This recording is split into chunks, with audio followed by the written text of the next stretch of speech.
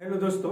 पिछले वीडियो में बताने का प्रयास किया था समुद्रगुप्त की उपलब्धियों के बारे में, लेकिन आज के जो वीडियो का जो है आज मैं बताने का प्रयास करूंगा समुद्रगुप्त का विजय अभियान। तो सबसे पहले हम देखते हैं कि जो समुद्रगुप्त के बारे में, क्योंकि मौर्य साम्राज्य के पतन के बाद हम देखते हैं लगभग कई वर्षों तक जो है उत्तर भारत में जो है किसी शक्तिशाली राज्य का उदय नहीं हो सका था। इसी बीच कुछ समय के लिए जो है शुंग वंश, कान्व वंश, ये सब मगध में उदय हुआ था। यही मगध वह क्षेत्र था जो सभी जो है सबकी निगाहें इसी पर था। तो मगध का जो क्षेत्र, इसी समय जो है विदेशी आक्रमणकारी भी आए थे, जैसे शक, कुषाण, यमन, पहलव, ये सब ने आया था। उत्तर भारत में हम देखते हैं कुषाण शासकों का पूरा आधिपत्य था, पूरा जो है कुषाण शासकों का। लेकिन दक्षिण भारत में भी इसी समय देखते हैं, उसी पीरियड में कि सातवाहन वंशों का भी उदय हुआ था। यहाँ कहा सातवाहन वंशों का भी उदय हुआ था।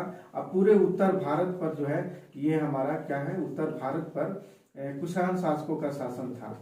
ये कुषाण शासकों का पूरा उत्तर भारत का क्षेत्र था और दक्षिण भारत सातवाहन का उदय हुआ था। लेकिन उत्थान और पतन इतिहास में तो परंपरा बनी हुई है। लेकिन जैसे कुषाण और सातवाहन यानी का पतन होता है, तो इस पतन होने के बाद जो है समुद्रगुप्त ने जो है यानी गुप्त वंशों का राजवंश आया और गुप्तों ने फिर से जो पुनः स्थापित किया, मगध को पुनः स्थापित करने का प्रयास किया, जो श्रीगुप्त के द्वारा और घटोत्कच द्वारा, जो एक सामंत अधिपति के रूप में रहा। लेकिन उसके बाद चंद्रगुप्त प्रथम आया। चंद्रगुप्त प्रथम ने भी जो है मगध के छोटी सी क्षेत्रों से आसपास के क्षेत्रों को जीत कर जो है अपने पुत्र समुद्रगुप्त को दे दिया। और समुद्रगुप्त इस छोटे से क्षेत्रों को पाकर जो है इन्हें पूरा विस्तृत साम्राज्य की स्थापना किया था। और इस तरह से पिता द्वारा, जो चंद्रगुप्त के द्वारा जो दिए गए उसी क्षेत्र को जो है इन्होंने जो है पूरे विस्तार किया। और इन्होंने जो है समुद्रगुप्त जो है उत्तर भारत, दक्षिण भारत के साथ साथ जो है भारतीय महाद्वीप का यानी चारों तरफ जो है यानी वो महाद्वीप पर जो है अपना अधिकार जमाकर एक सैनिक या उत्कृष्ट सैनिक प्रतिभा का परिचय दिया था। इनका उद्देश्य क्या था? उनका उद्देश्य था भारत के सभी क्षेत्रों में जो है मगध की राजनीतिक और सांस्कृतिक चेतना को पहुंचाना था। लेकिन इसकी जो विजय अभियान जो दिया हुआ है इलाहाबाद से जो प्राप्त है वह है प्रयाग प्रशस्ति। प्रयाग प्रशस्ति जो लेख है वह प्रशस्ति लेख में जो ही सब सारा चीज दिया हुआ है। इनके विजय अभियानों के साथ सैनिक उपलब्धियों को जितने भी है सभी दिया गया है। यानी प्रयाग प्रशस्ति इलाहाबाद से जो प्राप्त है, प्रयाग प्रशस्ति पर जो है यहीं पर जो है कौशाम्बी का लेख भी है। यानी कौशाम्बी का जो लेख है अशोक का, अशोक का जो है लेख यहाँ प्राप्त है। साथ साथ हम देखते हैं कि रानी का भी लेख है। इसी यानी प्रयाग प्रशस्ति के लेख जहाँ वहीं पर जो है कौशाम्बी का जो है अशोक द्वारा लिखा गया है और रानी का भी लेख लिखा था। इसी पर समुद्रगुप्त में क्या था, इसी पर समुद्रगुप्त जो है अपनी जो है लेख लिखवाया था। समुद्रगुप्त अपना लेख लिखवाया यहीं पर जो है समुद्रगुप्त ने। और यहीं पर हम देखते हैं कि जो है एक जो लेख जो लिखा गया है वह कुछ गद्यात्मक रूप से है, कुछ पद्यात्मक रूप से है। यानी गद्य और पद्य, यानी गद्यात्मक और पद्यात्मक रूप से जो है यह लेख लिखा गया है, जिसे हमें जो है चंपू शैली कहा जाता है। गद्यात्मक और पद्यात्मक यानी दोनों रूप से जो लिखी जाती है वह चंपू शैली या चंपू लेख कहा जाता है। तो यह इसी को जो है चंपू लेख शैली या लेख भी कहा जाता है। इसे इस जो प्रयाग प्रशस्ति जो लिखा हुआ है, यह प्रयाग प्रशस्ति लिखने वाला कौन था? हरिसेन था। हरिसेन कौन था? समुद्रगुप्त का कौन था? दरबारी कवि था। दरबारी कवि ने ही जो है इनका जो है लेख लिखा था और इसी ने ही जो तैयार किया था। यानी हरिसेन ने लिखा था, इसी ने तैयार किया था, लिखा था हरिसेन ने। इसके बाद हम देखते हैं कि जो है समुद्रगुप्त को एक जो है धार्मिक कहा गया, यानी धर्म प्राचीर बंद, यानी समुद्रगुप्त को धर्म प्राचीर बंद कहा गया। यानी धार्मिक रूप से जो है ये बहुत सारे असहायों को, अनाथों को जो है मदद करते थे, दानवीर भी थे। तो धर्म प्राचीर बंद भी जो है इन्हें जो है इतिहास में कहा गया है। तो इसकी सैनिक उपलब्धियों को सारा जितना भी क्या चीज दिया है, पूरा सैनिक उपलब्धियों का विवरण दिया हुआ है इसी प्रयाग प्रशस्ति लेख में। साथ साथ हम देखते हैं कि जितने भी सैनिक अभियान और या सैनिक उपलब्धियां हैं सभी प्रयाग प्रशस्ति में लेख लिखा हुआ है। इसको हम अभी बताने का हम प्रयास करते हैं।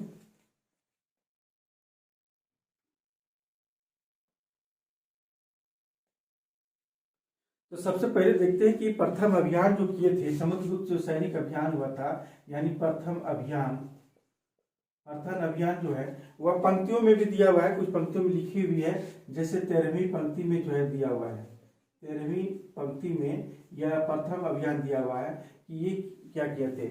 और इन्होंने जो है पूरे क्षेत्र को यानी पूरी तरह से विजय प्राप्त किया था। तो हमारा जो है महाराज धीराज की उपाधि भी इन्होंने लिया था। तो सबसे पहले जो 13वीं पंक्ति में जो दिया हुआ है, तो सबसे पहले दिया प्रथम जो अभियान चली थी वह था हमारा अहि छत्र। क्या है? अहि छत्र। यहाँ का जो राजा जो था वह है अच्युतनाग। क्या है? अच्युतनाग। और अच्युतनाग और इसका जो क्षेत्र है ये कौन सा क्षेत्र है? यह बरेली का क्षेत्र है, बरेली उत्तर प्रदेश। तो ये बरेली का क्षेत्र है। इसी प्रकार हम देखते हैं कि अहि छत्र के बाद जो है विदिशा, ये विदिशा भी जो है यहाँ के जो राजा का नाम था वह गणपति नाग था। क्या था? गणपति नाग था। और यह जो क्षेत्र है कौन सा क्षेत्र है? यह जो क्षेत्र मथुरा है, मथुरा का क्षेत्र है। क्या है? मथुरा का क्षेत्र है, यही विदिशा जो है। और तीसरा हम देखते हैं जो है इसमें जो है पद्मावती, ये पद्मावती जो है वह राजा का नाम जो था वह है नागसेन। और यह क्षेत्र कहाँ है? ग्वालियर का क्षेत्र है ये। और इस तरह से जो है प्रथम अभियान के समय में ही हम देखते हैं, इसी अभियान के दौरान देखते हैं कि एक पंक्ति दिया हुआ है और वो पंक्ति है 21वीं पंक्ति में दिया है। 21वीं पंक्ति में जो दिया हुआ है और वह दिया है कि कुछ जो है राज्यों को जो है अभियान जो है किया था। तो इस उत्तर भारत के जो है प्रथम जो अभियान के साथ साथ जो देखते हैं इन क्षेत्रों पर भी जो है आक्रमण किया था। जैसे रुद्रदेव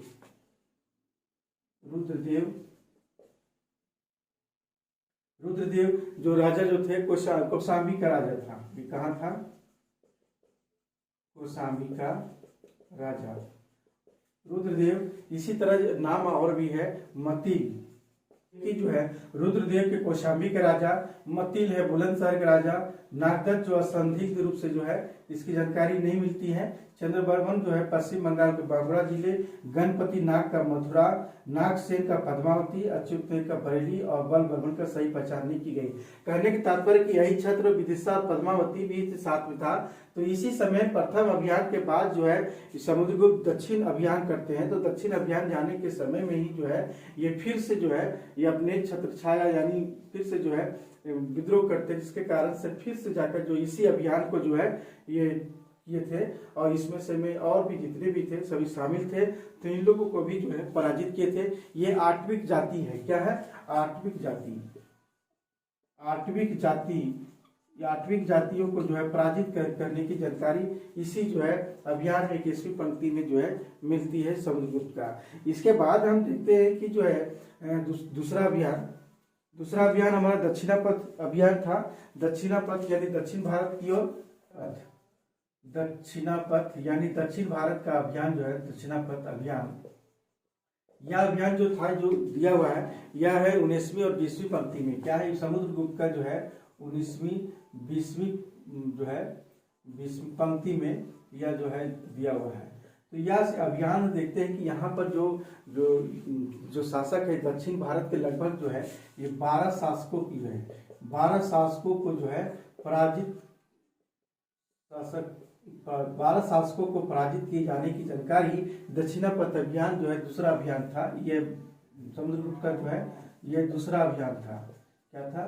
दूसरा अभियान था ये समुद्रगुप्त का, जो 19वीं और 20वीं पंक्ति में जो 12 शासकों को जो पराजित किए जाने की जानकारी मिलती है। और यह जो क्षेत्र कहाँ है? ये विंध्य क्षेत्र से जो पूरा कृष्णा तुंगभद्रा नदी के जो है बीच के जितने भी हैं 12 शासकों की जानकारी मिलती है और 12 शासकों को पराजित की जानकारी यहीं से जो है प्रयाग प्रशस्ति से मिलती है। तो पहला हम देखते हैं कौन सा शासक था जो 12 शासकों में था, वह था कौशल।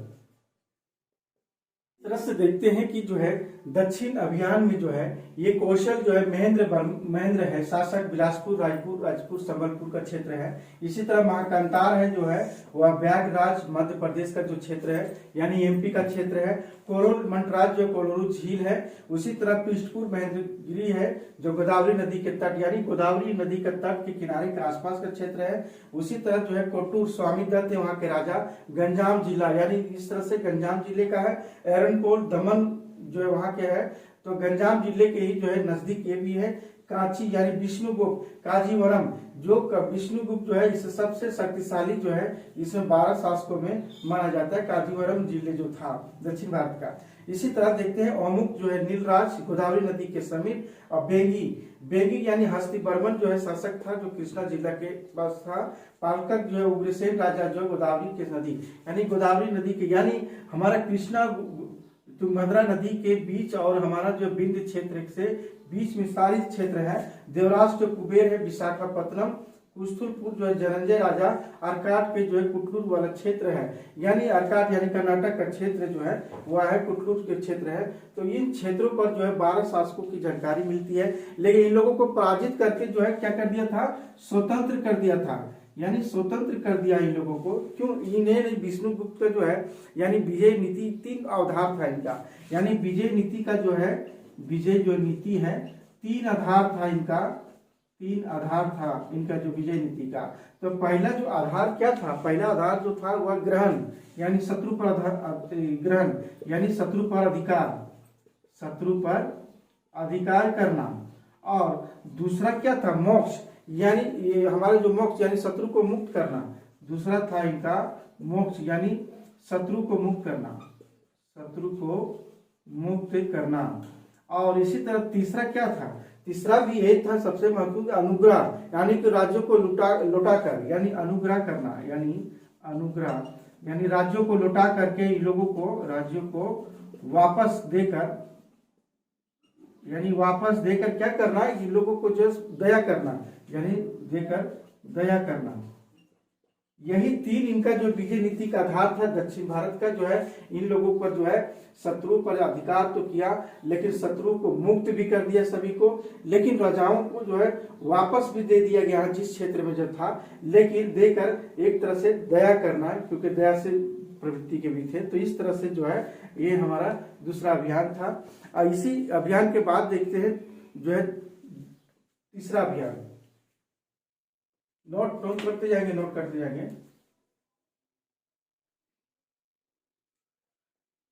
तो इस तरह से देखते हैं कि तृतीय अभियान, ये तृतीय अभियान भी किए थे। तृतीय अभियान, और ये तृतीय अभियान जो हुई थी या जो तृतीय अभियान या जो छोटे छोटे गणराज्यों को पराजित किया गया।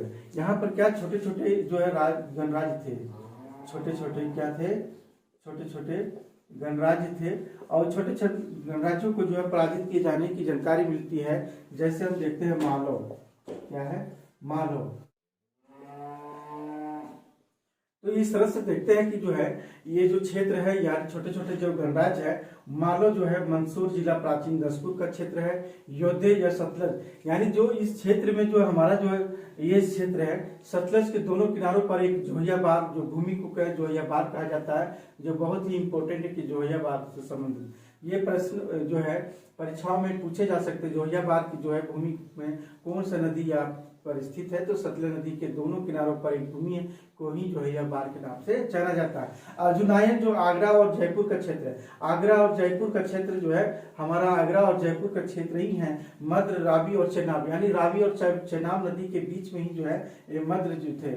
आमिर के कुछ इसमें पता नहीं है लेकिन संक्रानिक का जो है भिलसा का क्षेत्र है। काक जो है काकपुर गणराज्य है। और खरपरिक जो है एमपी यानी एमपी का जो है दामोह जिला। और प्रार्जुन जो है एमपी के जो है नरसिंह जिले में ही स्थित है। इस तरह से ये छोटे छोटे गणराज्य थे, इन गणराज्यों को भी पराजित किए। इसके बाद हम देखते हैं कि चौथे अभियान में क्या था, कि चौथे अभियान में भी बहुत ही महत्वपूर्ण है कि चौथे अभियान में तो ये देखते हैं कि चौथे अभियान के अंतर्गत जो है इन्होंने जो 22वीं पंक्ति में यानी पड़ोसी राज्यों को पराजित की जाने की जानकारी मिलती है।